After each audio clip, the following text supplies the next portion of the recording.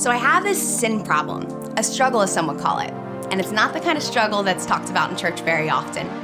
Most people would rather not talk about it because it exposes our deficiencies and proves how unhappy and discontent we are.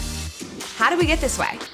Well, we're brainwashed by a culture of lies telling us to be this and accomplish that, and that's how comparison swoops in like a thief to rob us of our joy and hold us back from the things that God has called us to. I know this personally. I scroll through news feeds that highlight perfect marriages, successful jobs, vacation after vacation, and our perception is fueled by our reality. And suddenly, we're like, why don't I have what they have? Has God forgotten about me?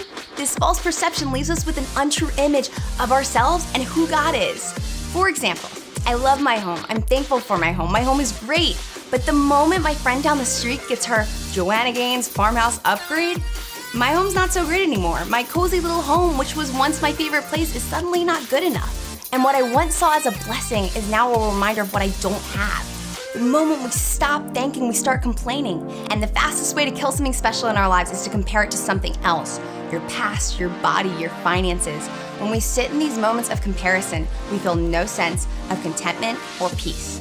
But in 2 Corinthians 13:5, Paul calls us to examine your hearts to see whether we are in the faith. In other words, instead of examining other people's lives, maybe I need to start examining where I stand with Christ. When we're more concerned about what others think, we totally tie ourselves into knots. And nothing can entangle a lie except truth. That's why we have to saturate ourselves in truth, so that when Satan tries to get us to focus on what we don't have, we can focus on God's faithfulness. Let's not forget, we're all the same, human beings, made in God's image, hungry for love, searching for truth, and longing for grace. Just as comparison suffocates compassion, it works the opposite way. Compassion can suffocate comparison.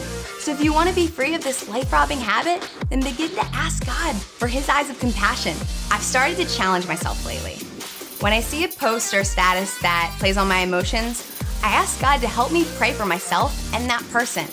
It makes things easier when I'm honest with God, telling Him how I feel. Besides, the only comparison I should be focused on is the one that the Lord values, the comparison of our hearts to His heart. Fearing people is a dangerous trap, but to trust in the Lord means safety.